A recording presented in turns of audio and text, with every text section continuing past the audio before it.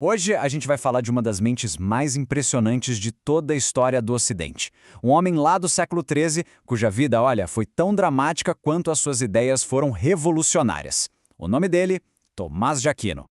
Para a gente entender o impacto de Tomás de Aquino, é preciso se transportar para a Europa do século XIII. Pensa num cenário de crise intelectual. Durante séculos, o pensamento era dominado pela fé, pela revelação, pela tradição de Santo Agostinho. Aí, de repente, as obras de um filósofo grego, Aristóteles, que estavam perdidas há um tempão, reaparecem e simplesmente inundam as universidades. E com ele vem um mundo de lógica, de ciência, de razão, que parecia bater de frente com tudo que a doutrina cristã ensinava. E aí, claro, surge a grande pergunta da época, né? Fé e razão são inimigas mortais? Uma anula a outra? Ou será que de algum jeito elas podem coexistir? Pois é. Foi exatamente esse o desafio monumental que Tomás de Aquino decidiu encarar de frente. Então vamos entender melhor essa crise. De um lado, você tinha os mais conservadores, que olhavam para Aristóteles e viam uma ameaça pagã, algo que ia minar as verdades da fé.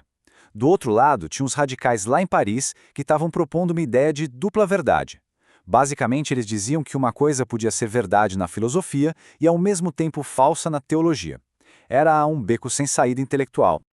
Mas antes de se tornar esse gigante da filosofia, a história de Tomás de Aquino começa com um conflito familiar que, olha, parece roteiro de filme. Então, Tomás nasceu lá para 1225, numa família nobre e superpoderosa da Itália. E desde os 5 anos de idade, o destino dele já estava completamente traçado. O plano era que ele se tornasse o abade de Monte Cassino. Isso não era só um cargo religioso, era uma posição de poder político e feudal imenso. E não era só sobre religião, não. Era pura estratégia. Colocar o Tomás no comando daquela abadia significava consolidar o poder e a influência da família Aquino em toda a região. Era um jogo de poder medieval, simples assim. Só que, aos 19 anos, Tomás joga um balde de água fria em todo o mundo. Ele simplesmente rejeita toda aquela riqueza, todo aquele poder e decide entrar para os dominicanos. E quem eram os dominicanos? Uma ordem nova de frades que não tinham nada, viviam de esmolas e se dedicavam ao estudo. Para a família dele, aquilo foi um escândalo, uma verdadeira vergonha. E a reação da família foi extrema. Os próprios irmãos dele, que eram soldados, fizeram uma emboscada na estrada, capturaram Tomás e o levaram embora à força. Basicamente, sequestraram o próprio irmão. E não foi pouca coisa, não. Ele ficou trancado numa torre do castelo da família por mais de 1 ano. E nesse tempo eles tentaram de tudo para fazer ele mudar de ideia. Chegaram ao ponto de mandar uma prostituta para o quarto dele. Mas a história, que virou lenda, conta que ele pegou um pedaço de lenha em brasa da lareira e expulsou a moça de lá. A determinação dele era simplesmente inabalável. Depois de mais de 1 ano, a família finalmente desistiu. Vendo que não tinha jeito, eles o soltaram. E aí, Tomás foi estudar em Colônia, na Alemanha, com ninguém menos que a mente mais brilhante daquela época, o grande Alberto Magno. E foi lá que a história dele ganhou um capítulo bem curioso. É que o Tomás era um cara grande, corpulento e muito, mas muito quieto, extremamente humilde. Ele quase não falava nas aulas. E os colegas de classe, vendo aquele sujeito enorme e calado, simplesmente presumiram que ele não era muito inteligente. E aí, apelidaram ele de o boi mudo. Só que o professor dele, o Alberto Magno, percebeu algo que ninguém mais via. Dizem que um dia, depois que o Tomás fez uma defesa brilhante de um texto super complexo, Alberto olhou para os outros alunos e disse a famosa frase: "Vocês o chamam de boi mudo, mas eu lhes digo que em seu ensinamento ele um dia produzirá tal mugido que será ouvido em todo o mundo." Ele viu o gênio que estava ali, escondido. E que profecia, hein? A partir dali, livre para seguir sua vocação, Tomás começou a construir sua grande obra. Pensa num sistema de pensamento imenso, uma verdadeira catedral de ideias, com um objetivo claro: finalmente unir a fé e a razão. E aqui a gente entra no coração da filosofia dele, que é algo fascinante. Tomás teve uma ideia que mudou tudo. Pensa assim, pega qualquer coisa que existe, uma cadeira, uma árvore.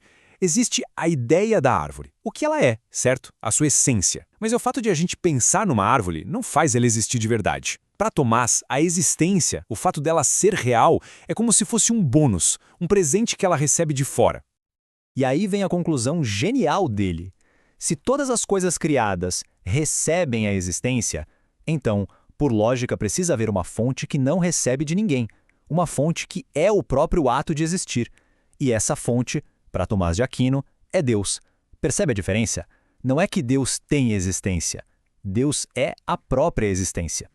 E com base nisso, ele desenvolveu as famosas 5 vias. São basicamente 5 argumentos lógicos para provar a existência de Deus partindo da simples observação do mundo ao nosso redor. Por exemplo, a primeira via, a gente vê que as coisas estão em movimento, certo? Isso nos leva, por lógica, a um primeiro motor que deu início a tudo. A segunda, a gente vê que tudo tem uma causa. Isso aponta para uma primeira causa. Cada via é um caminho que a razão pode percorrer, começando no mundo que a gente vê e chegando até essa fonte que sustenta tudo. Mas o final da vida do Tomás foi tão surpreendente quanto o começo, e o destino das ideias dele depois da sua morte? Bom, foi uma verdadeira montanha-russa. Foi no dia 6 de dezembro de 1273. Alguma coisa aconteceu. Enquanto ele estava celebrando a missa, Tomás teve uma experiência mística, uma visão tão profunda que mudou absolutamente tudo para ele. E depois dessa visão, ele nunca mais escreveu uma única palavra. Sua grande obra, a Suma Teológica, a catedral de ideias que ele passou a vida construindo, ficou inacabada.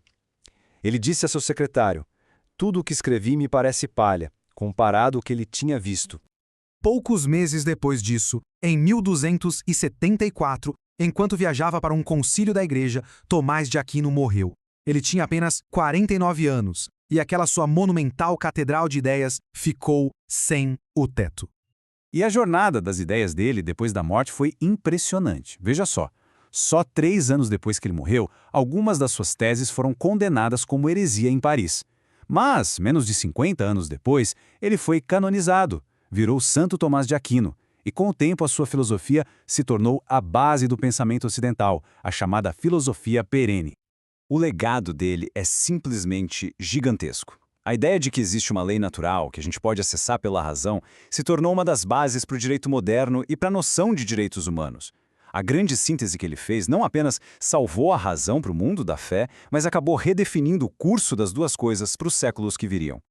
E tudo isso nos deixa com uma pergunta para pensar, não é? A vida de Tomás de Aquino, com sequestro, com briga de família, com controvérsia intelectual, mostra que a busca pela verdade não é um caminho fácil. Unir esses dois mundos, o da fé e o da razão, exige uma coragem intelectual gigantesca, um esforço que, como ele mesmo descobriu no final, talvez nos leve até o limite, onde as palavras já não são mais suficientes.